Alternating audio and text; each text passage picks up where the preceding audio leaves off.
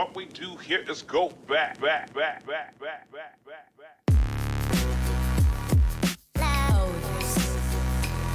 Alright, welcome. If you're new to the channel, my name is Elliot with Rickety Ski Reviews, and today we are upgrading from my backyard to my friend Zach's backyard. If you've seen some of my reviews from Mount Hood, you will be familiar with Zach. He did a lot of the demos. Zach is a phenomenal skier. He does park skiing, powder skiing, racing. He's a better racer than I am. He can do backflips. He is a phenomenal skier. And I think he's a really good example of skis do not a skier make. He can ski on almost anything and look amazing doing it. We're gonna go through what he skis on and what he has in his quiver. All right, you'll notice with Zach's ski quiver, I gave Jeff a hard time about having 9 skis in his ski quiver, and Zach has, count them, 10 skis here. So Zach thinks we're recording a video. This is actually a bit of an intervention. All right, so Zach obviously has 10 pairs of skis, which is kind of crazy. Like, he's obviously not skiing on all of these regularly. So Zach, in order of how frequently you use them or plan on using them this coming season, how would you organize these skis? What are your kind of bread and butter main skis that you use? Okay, well, this last season, these 3 were my primary skis. I skied this one in the middle the most. I'm a big mountain freeride coach, so, you know, we're hunting for soft snow and all that kind of stuff, and I skied these probably like 90% of the days. If it's a bit of an icy day, a bit firm or something, or I just want to go fast and carve, then I bring out my head rallies. I really like these skis for carving. And then these are just my park skis. So anytime I feel like skiing in the park, I bring these out. These skis work in the park, but these are center mounted.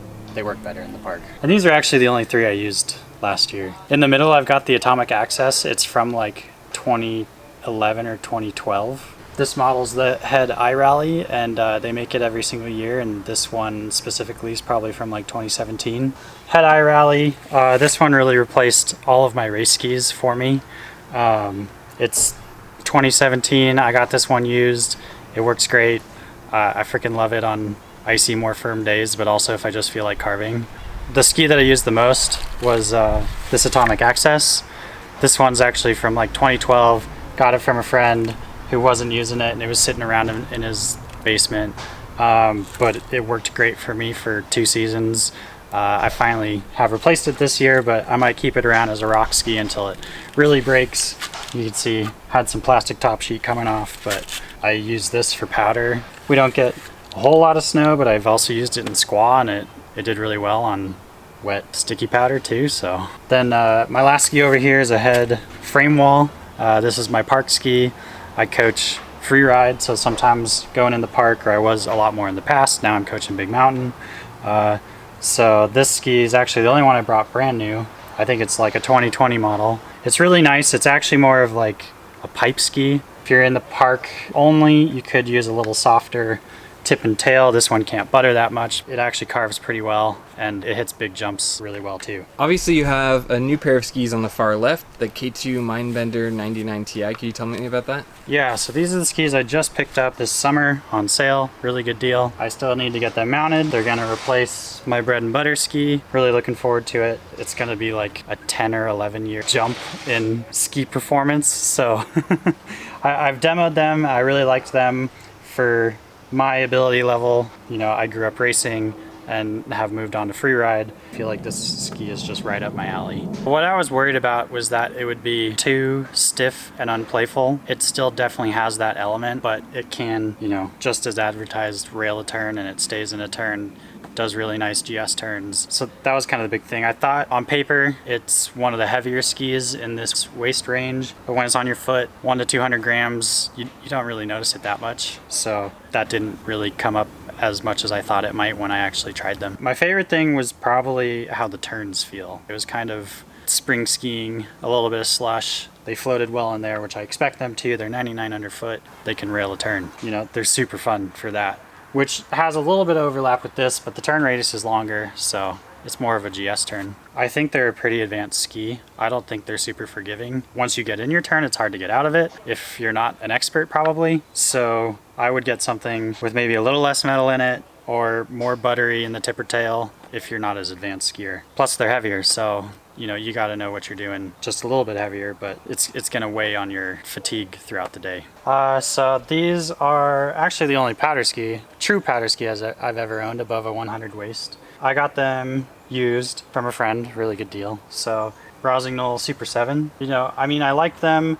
They were a bit too long for me. They're a bit heavy and bulky. It was fun the couple times I used them in the powder, but I felt like they were just a bit too much ski, at least for my skiing. And personally, for a powder ski, I think I'd like it lighter. These are a 188. The width of the older skis, it was hard to cut down on the weight. These feel heavy to me.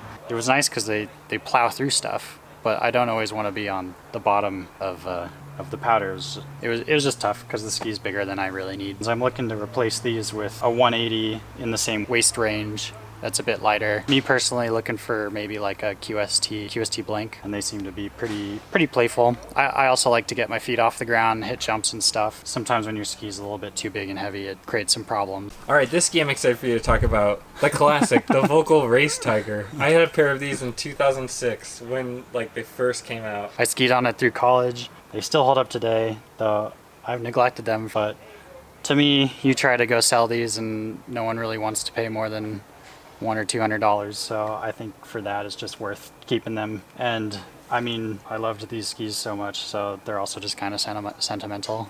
A slalom turn is a really tight radius turn, so they can't go too fast. It's just a very specific narrow niche that they fill. The other thing I really liked about these is so many skis were trying to do fancy crap with their design up here, like rivets or a hole. And these are just a nice glossy top sheet that really protected it. I mean, I skied these for so long, and they got lots and lots of gate wax from hitting slalom gates. You can see one even got wedged in here and lodged off. And I mean, that wasn't the last day I used it. That was like, I don't know, my first college year or something. And then it stayed together. So they made a pretty good ski. Nothing ever happened to them even with that, you know? Well, you know what's funny? In 2005, they had the Volkl P60 or P70, and those were notorious for breaking. Like the tips would break. They called them fairy slippers because you would go through a pair of slalom tips every other like month or something. So they probably tried to compensate with the later version. Yeah. Because they broke so much.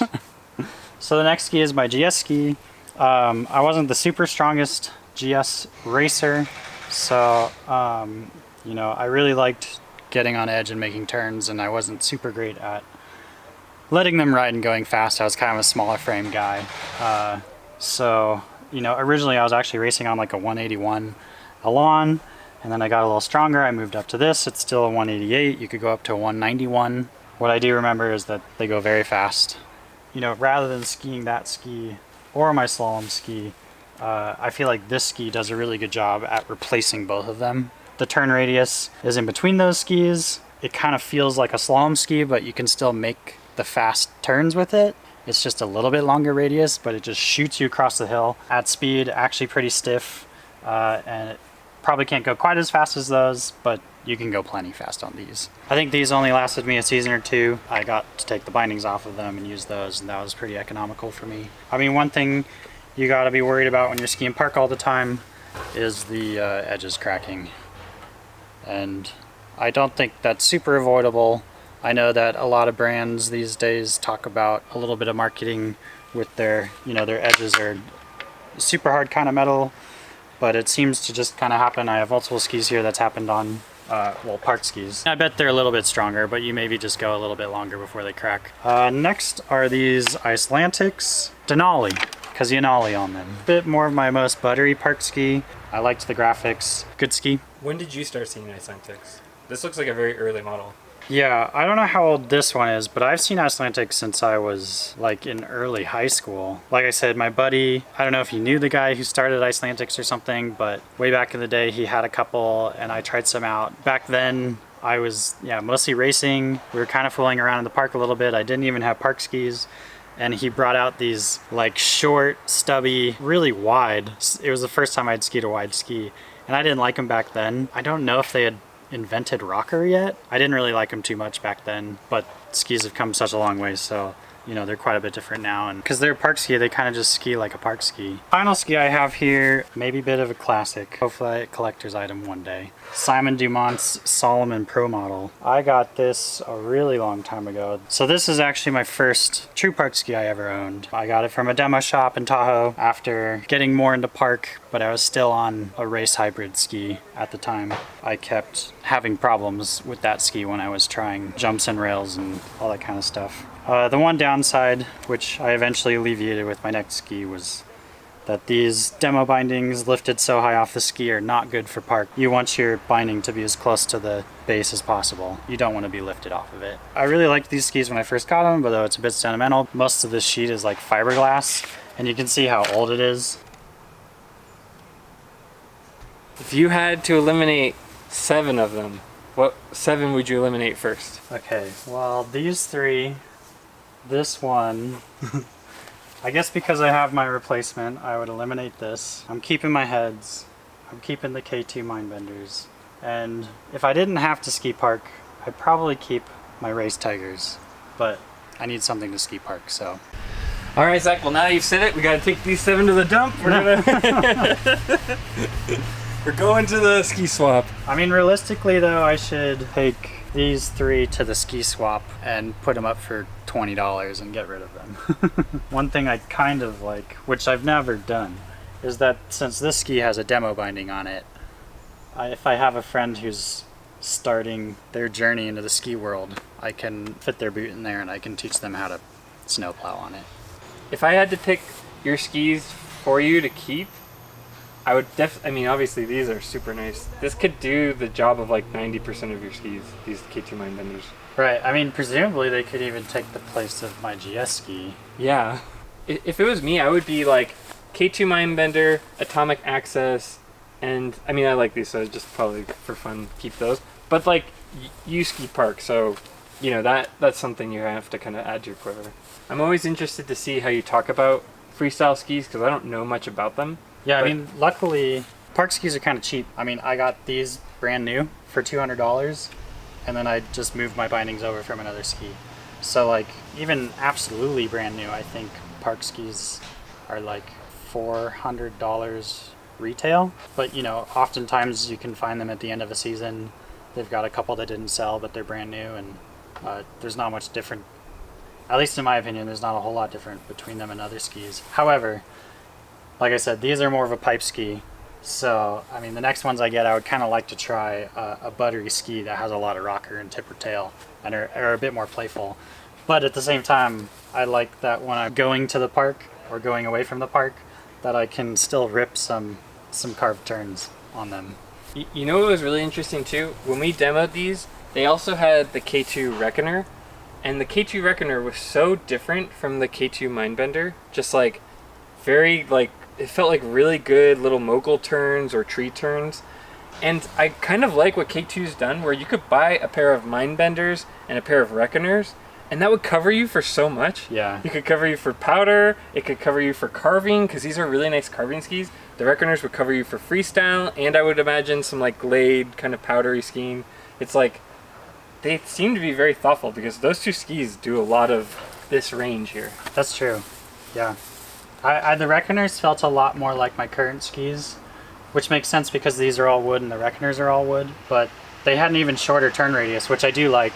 I like having a short turn radius for that feeling of getting propelled across the fall line. And I will say too, with these heads, since they're demo skis, you almost never have to buy them new. You can usually find these at a shop, you know, a season's old and in pretty decent shape. You know, I got these for under $300 and they come with the bindings. Keep your eye out. The iRally 77 underfoot, then they make a Titan, which is blue. Then there's 2 more below that. It's like a Magnum and a Speed. They're just all slightly, I think maybe 3 or 4 off on the underfoot. Zach has bought in skis for less than some people spend on bindings. It's like pretty amazing. So Zach, as the official ski swap king, do you have any suggestions for people who are going to ski swaps and want to get a good deal? Go early as you can, because all the good deals, one, they can get gobbled up by the employees, which I am one. We get a little bit of early access and we can set aside items that we want to buy before the public gets there. If you can volunteer, then you can get in a little bit early and you can look around for the best deals before the public gets there. If you are in the public and you can't volunteer or anything, you don't have the time, you just need to get there as early as possible because things left at the end of the ski swap are the overpriced items. Unless you have like an obscure size, there will still be stuff kind of lingering, and they're always looking for volunteers. The two things I look for is one, are the top sheets delaminating? Is it starting to pull aside and is it gonna be open to moisture? And that's what really can like slowly kill a ski.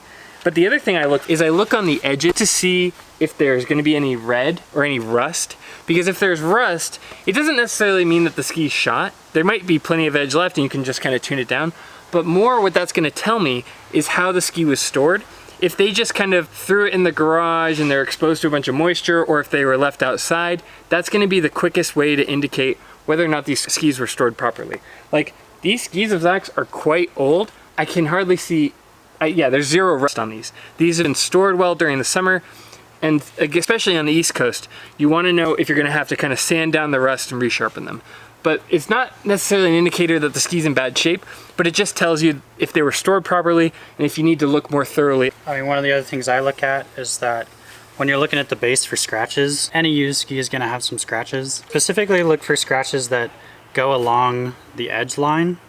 If you have a big gap between the edge, and then you can start to see the inside of the edge, that'll start to degrade, that'll start to capture water, rust out like Elliot was saying. You start to run the risk of it pulling out. The other thing is just look for cracks in the edges, any hairline fractures. I think generally a lot of the base, it doesn't really matter how scratched it gets. You kind of just go fast anyway in snow, at least for me. I've not really had a problem with speed if my bases are scratched. The big one is that if my edges are scratched, then sometimes it's hard to get back any of that edge. But you know, if it's a powder ski, you don't really care that much about edges. They make edgeless skis for powder. So, or if you're looking for a rock ski, you know, you just gotta make sure that you're not overpaying for a ski that's too banged up. The other one I would look for is like baconing. Sometimes you can see an edge has started to kind of go like this. You can see it a little bit right there. I think I landed on a rail too hard and it just kind of bent it up a little bit. Or if you have any kind of big divots or core shots, look at where they're located, because if they're in the middle, usually not too big of a deal. But if they're really close to the edge, sometimes you can see where the edge will start to separate from the base, and that's a big problem. So location of it matters a little bit too. Yeah, Zach, you have gotten some great deals over the years. Now it's time to pass these deals on to someone else. The thing I found too, and maybe you've experienced this, is ski swaps are either a really good deal or not at all. Like sometimes people will want so much money, like you mentioned before, for their skis because they paid full price. They said, well, I paid $800 for these skis with bindings, so, you know, I only want $500. That's reasonable. But what they don't think of is, well, last year's skis selling for new might only be $400 or $500 now. So people get kind of this weird distorted sense of what their skis are worth because they paid full price, because they bought around Christmas, which is like the worst time to buy skis. I've almost found better deals in the summertime or this time of year when people are unloading last year's ski than I have on Facebook. Every ski here cost me under $300. I think that it's not always worth it to get used ski. Like if I point at the right side over here, these skis were all pretty old when I got them. I could have used a nicer new ski. I could have used more of a powder ski. I was skiing these in the powder for a very long time. I think nowadays it's a bit more worth it to spend $500 on a ski, maybe a ski package, to get yourself a ski that can ski everything and then a ski that can ski powder. Yeah, I think when you're kind of building out your quiver, it's hard because your first ski, you want it to do everything. So you like kind of are chasing this weird dragon of the one ski quiver, but it doesn't exist. So like think carefully. Okay, I'm gonna buy this ski, and then next year I'm gonna plan on buying another ski. Like I bought the Atomic Maverick 88 Ti, and I just kind of said like, this isn't for the powder, it can do it okay. And then from there, I got the Solomon QST 106, and I'm glad I didn't, because I almost bought the Maverick 95, because I was gonna try to have the Maverick fit the role of all these different skis. It wasn't going to do that successfully, and I don't know, I guess my only advice would be really realistic. Yeah, or like decisive or strategic with what you buy. And, I think your choice of getting an 80 width ski and then going up to a 106 is super smart, because you've got such a wide range covered there, whereas like you know, I skied this ski all last year, which is 100, and I really liked it, so that's why I just went and got another 100. But now I'm looking at some skis and I'm like, maybe I do want one a little wider, but now it's not that much wider than my 100.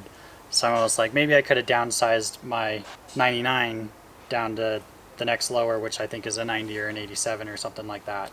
And then I could go up to a, you know, a 106, a 112 for a true pow ski. And it really depends where you are, because we don't get, you know, our biggest days here are like 15 inches, I think is maybe the biggest day I've had. It's more common to just get like 6-7 inch dumps, and that's why a 100 works year round for here really well. Oh, you're talking all like one overnight or whatever? Yeah. Yeah. So, you know, if you live at a mountain that gets more than a foot in its pow days, you're probably going to need to go with a little bit smaller ski and then a true pow ski.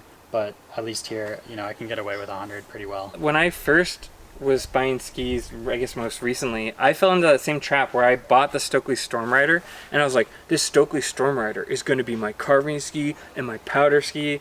And then when I got skis that carved a little bit better with the Atomic Mavericks, and then I got a pair of skis that do the powder a little bit better, and eventually that Storm Rider just kind of became obsolete because it was trying to skis that did each thing better. Yeah. And I wish I had just kind of skipped that step and gone straight to like a Maverick and then slowly like saved up for the QST or whatever, because I understand you gotta like work within your budget, but be really decisive, because my Storm Rider spent an entire winter in my garage and then it went up on Facebook Marketplace. Yeah. And that is something I'm a little bit worried about my Mindbender. I haven't skied it too many times. I haven't even mounted it for this year. But the ski that I was using, a bit lighter, a bit more playful, I'm hoping that it can kind of play around too, play around in soft snow. But I do already have these heads that I love for carving. I think it'll be fine for me. And I think this is such a big upgrade from some of these other skis that it's totally going to fill its own role. I don't think that'll be a problem with these. And these feel like really good, because the top sheet's kind of unassuming when we were demoing them, and I was really blown away by these skis. I think this was a cool choice. Luckily, I have a big enough shed that it doesn't matter too much. I think once I start building out some newer skis, a lot of the skis come from my coworkers or bosses getting rid of their new ski. That's worked out for me, but I think it's time for you to become the coworker that gets rid of the skis. Well, Zach, thank you so much for sharing your skis with us. This is super cool. I love seeing all these skis and kind of walking down, I don't know, like history. Like, it's so crazy to see how much skis have changed. Like, look at these K2 Mindbenders. We were talking about how these skis do the job of like 5 of these different pairs all in one. You've got these race tigers that are from, I would guess, something like 2008, 2009. I'm not sure. Yeah. Probably. Yeah. And it's like, and you see how far we've come. I've heard someone else say that we're kind of in the golden era of ski design, and I would say that's absolutely true. And just this Y-beam, how much weight they're able to cut out by not having Titanal all the way through the ski is really amazing. And on the bottom, funny enough, it says weight saving system, or yeah, WRS, weight reduction system. And you feel them, you're like, what are they reducing? God, they're so heavy. What were the heavier versions before that? So Zach, anything else you want to tell us about your skis? No. No? Cool. So if you like this kind of content, please consider liking and subscribing. But other than that, just thank you for watching. Really appreciate it. It's fun making this kind of content. And I thought I'd give you guys some insight on Zach, because Zach is a really good skier, but also like he's, been really good at buying skis over the years at these ski swaps. So thought I'd give you guys some insight. Zach, thanks so much for sharing your skis with us. Yeah, a little bit of my dirty closet. Yeah, when you were talking my about skeletons in the closet. Sentimental value, I was like, this is like TLC hoarders.